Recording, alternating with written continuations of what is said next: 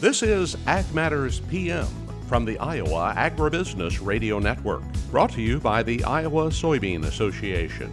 Your daily recap of the information that affects Iowa's farmers, producers, and consumers, right here in the heart of the heartland. With reports from our award-winning broadcast team of Dustin Hoffman, Riley Smith, and Mark Magnuson. Now, from the IARN studios in Des Moines, here's Riley Smith. Well, good day and welcome to Ag Matters PM from the Iowa Agribusiness Radio Network. I'm Riley Smith. Today is Thursday, July 20th, 2023. We're so glad you could join us for today's show. In today's episode, I talk with Iowa State Climatologist Dr. Glisan about the return of rain and cooler weather that we've seen so far this month. We'll also have a check of the ag weather outlook, but first, let's run down the markets. It's time now for the Ag Matters PM Closing Market Summary, your source for market analysis and settlement prices from the day's trade in Chicago, courtesy of the folks at agmarket.net. At the end of another trading day in the ag marketplace, we're talking with Curt Kimmel of agmarket.net. Now, obviously, with the weather market, it's been quite a roller coaster in the marketplace this week. First off, what have we seen going on in the grains? Yeah, basically, we're just seeing a lot of volatility, extreme volatility mode. A lot of orders were in the marketplace this week. Guys were funds pushing 1,000, 1,500 market orders and pushing things around quite a bit. You know, corn moving basically 5, 6, 8 cents in just a minute or two. So both sides then changed a couple of times, and we'll see if we settle down going into the weekend. But forecast mainly triple digits as we move into next week, and critical time for corn as we go through pollination in through here. And so that to put a little weather premium into it. Also, to the other side of the equation was Russia and Ukraine. We're seeing a situation where there's still uncertainty about what exports are going to be out of that region. Russia made some fairly firm statements that, vessels aren't going to really be able to move a whole lot at the moment. However, on that flip side, in through here last day or two, we've seen China come in and actually book some grain out of Ukraine. So I don't know necessarily if this threat's going to be around long term if China's coming in and booking grain out of Ukraine, because basically they wouldn't be doing it if they felt there was uncertainty in getting that out there. Plus, Russia and Ukraine are pretty good buddies right now. The only other outlets through the rail system, as you know, and they've moved quite a bit of the grain. So as we move into this fall, it'll be a little bit more critical. So we'll see how that unfolds. But weather, the 30 to 90-day forecast came out. It actually showed a better chance of some moisture as we move into August and on into fall. Hopefully not too much moisture for at least southern Illinois, Indiana, and through up the Ohio River Valley. So we'll see what happens there.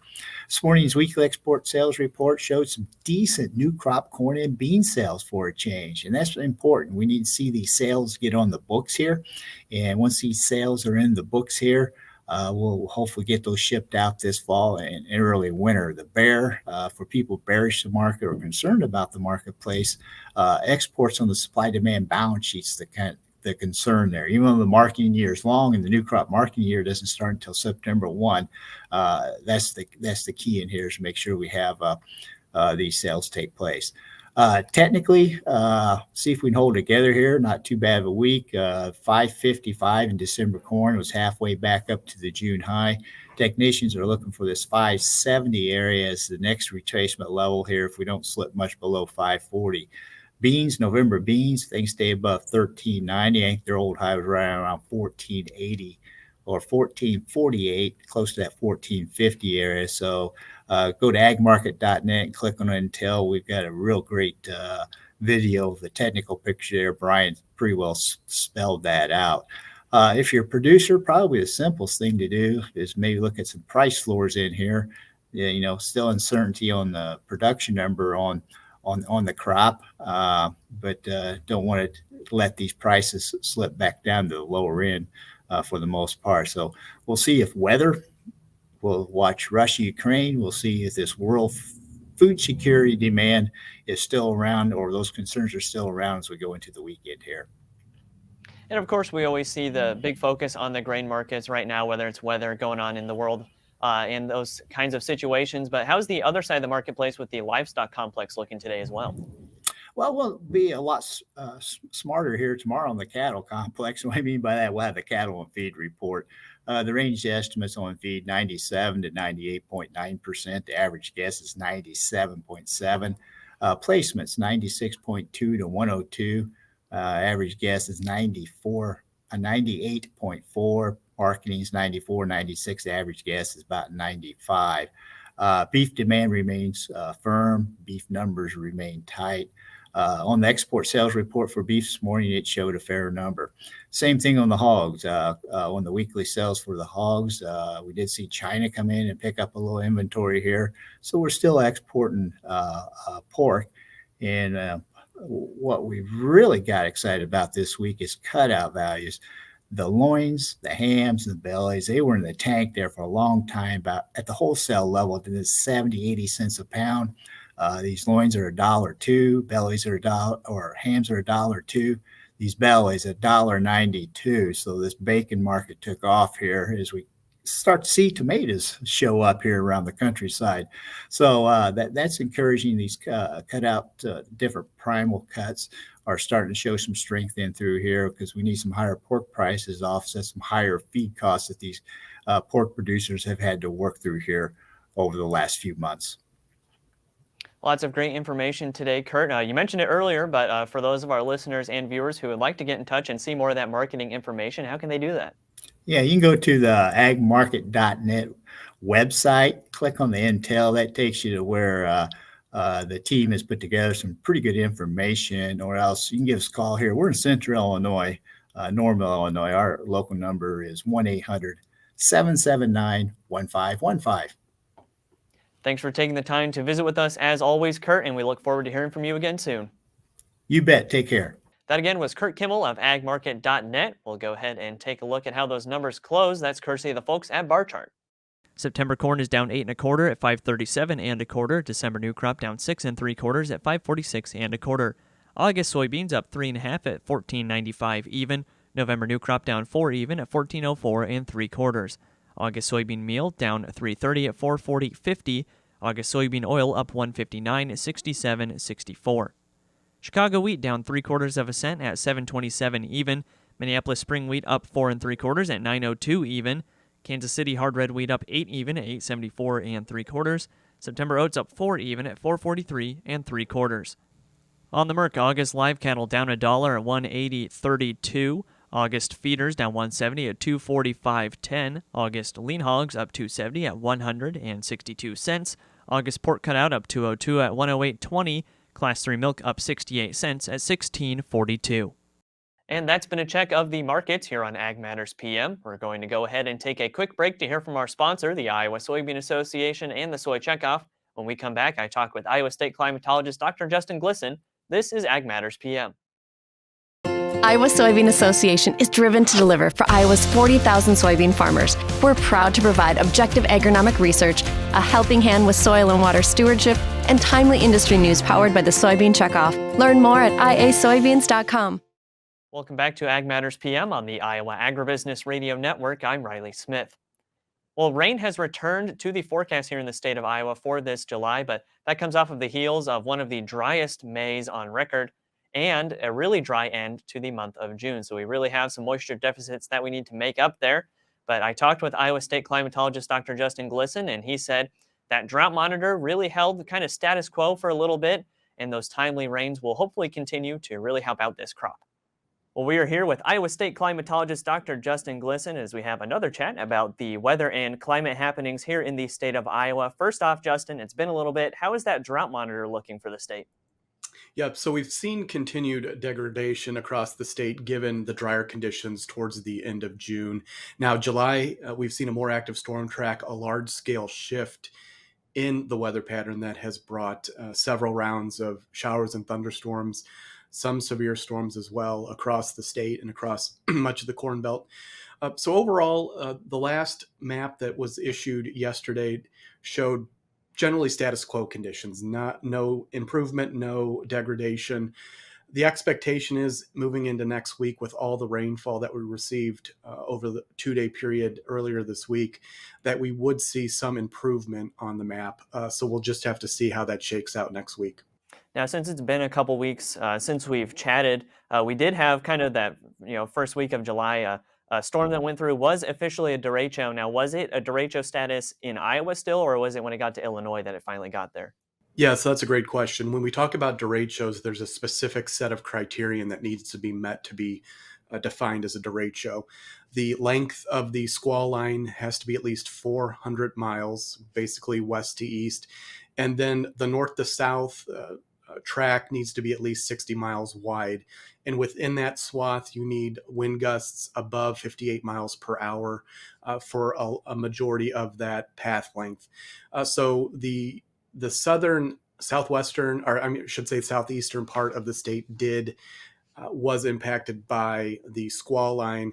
And we can say that that was part of the derecho as it moved through Illinois into Indiana. So by no means as powerful as the derecho that we saw in August of 2020, but definitely there was some widespread impacts of flattened corn and beans across Illinois and Indiana. We did have some flattened corn in southeastern Iowa, but not as dire as we saw in other states. And fortunately, the corn was in early enough in the growing stage to mostly stand up by now. We've heard a lot of farmers that are saying that the corn is surprisingly good at this point now. Would you say maybe those timely rains that we've gotten, there's honestly been a good amount of rain, albeit a little scattered across the state, that probably contributed to helping that corn stand back up? Absolutely. And given how dry we've been, corn's not as tall as it could be this time of year. So we have seen some goosenecked corn, but overall, it's been reassuring to see the corn stand up. And with these timely rainfalls resupplying topsoil moisture, and then with the increased vegetative demand of the crop right now, given a pivotal period for corn tasseling and pollination, we couldn't have asked for a better schedule for the rainfalls that we've seen over the last 7 to 10 days. And even with all that rain, we know that some areas are, pretty extended drought right now. I know some areas have seen several inches of rain, and still, I mean, there's a lot of farmers saying that as soon as the rain hits the ground, it's just going right down into the soil. Definitely. These are the types of rainfalls, especially if you see 1 to 2 inches, that'll hold you on for another 7 to 10 days. But those longer term deficits, as reflected in lower stream flows and depleted soil moisture profiles, you're going to need 5 or 10 more of these events to really start to put a dent in those longer term precipitation deficits. Going back 3 years that we've seen across the state, Western Iowa, we still have D3 conditions in 2 pockets, and then a pocket in southwest or southeastern Iowa. And that's where we're seeing longer term precipitation deficits reemerging given the flash drought that we saw in June. But given the rainfalls that we've seen recently and the cooler temperatures have also been remarkable, anywhere from 4 to 6 degrees below average. So with those cooler temperatures, we have seen additional mitigation of drought expansion just by tamping down on atmospheric demand. So when you're looking at temperature and precipitation behavior over the last 2 weeks, it's exactly what we're looking for as we're in drought conditions as we enter into tasseling and pollination. Now, with those cooler temperatures and the rain, can we finally say that El Nino is possibly showing up a bit in our weather patterns? Yeah, there's we've shifted into El Nino, and we've been in an El Nino advisory for more than a month. And the newest update from the Climate Prediction Center still shows a high probability of El Nino hanging around through the end of the year. We do see higher correlations for fall and wintertime weather patterns as opposed to a weaker correlation in summertime weather patterns, given that our summertime weather is driven by thunderstorms, which work on a much smaller scale than the highs and lows that bring us the weather in fall and winter. But overall, if you look at those years in which we've seen the El Nino transition from spring into summer, we do see what we're seeing now, some semblance of cooler temperatures, but also not as dry as that La Nina phase that we've been in for 3 years. Lots of great information today, Justin. For those of our listeners and our viewers, and especially the farmer listeners who would like to get in touch and possibly provide some ground reports to the office, how can they do that? Yeah, great question. So Google Iowa Climatology Bureau. It'll bring you to the website at the Iowa Department of Agriculture. All my contact information is there, the drought monitor, soil moisture profile modeling, historic reports. You can get in contact with me. My direct line is 515-281-8981. And my email is justin.glisan@iowaagriculture.gov. Great talking with you today, Justin, and we'll look forward to speaking with you again sometime soon. Always a pleasure, Riley. That again was Iowa State Climatologist Dr. Justin Glisan. And speaking of the weather, let's go ahead and take a look at that ag weather outlook. Well, I know we just talked quite a bit about rain, but it looks like we're in a little bit of a dry period here for the rest of the week. Not much rain in the forecast, but also not much super hot, dry weather in the forecast either. It just looks like some normal summer weather. So, of course, always enjoy that while you can, and maybe take advantage of grilling season while it's still here. So let's see what the National Weather Service has in store for the next 24 hours. As you can see from the National Weather Service, there's not a lot of excitement in the upcoming forecast. Today we have mostly sunny skies and summertime temperatures with those highs ranging from the upper 70s to mid 80s. Tonight you'll see partly cloudy skies across this state, lows ranging from the upper 50s to low 60s. And tomorrow it'll be mostly sunny once again with a slight chance for rain or storms in the west, highs ranging in the low 80s. And taking a look at the affiliate weather map for tomorrow, Cherokee will see mostly sunny skies with a chance for showers and a high around 79. Shenandoah, a chance for storms, mostly sunny skies and a high of 80. Des Moines, mostly sunny and 83. Waterloo, sunny and 81. Albia, sunny and 82. And Clinton should see sunny skies with a high around 83. For more detailed forecasts in your part of the state, make sure to check in with your local Iowa Agribusiness Radio Network affiliate. That's been a check of the Ag Weather Outlook, and that also brings us to the end of this episode of Ag Matters PM. You can find all of our content on our website at iowaagnet.com. You can also follow us on social media at Facebook, Twitter, TikTok, and LinkedIn, and you can find our video content as well as previous episodes of AMPM on our YouTube channel. Don't forget as well our free Twice Daily Market podcasts on Apple, Amazon, Google, Spotify, and Podbean. From the IARN studios in Des Moines, I'm Riley Smith. On behalf of Mark Magnuson and Dustin Huffman, we thank you for watching. This has been Ag Matters PM.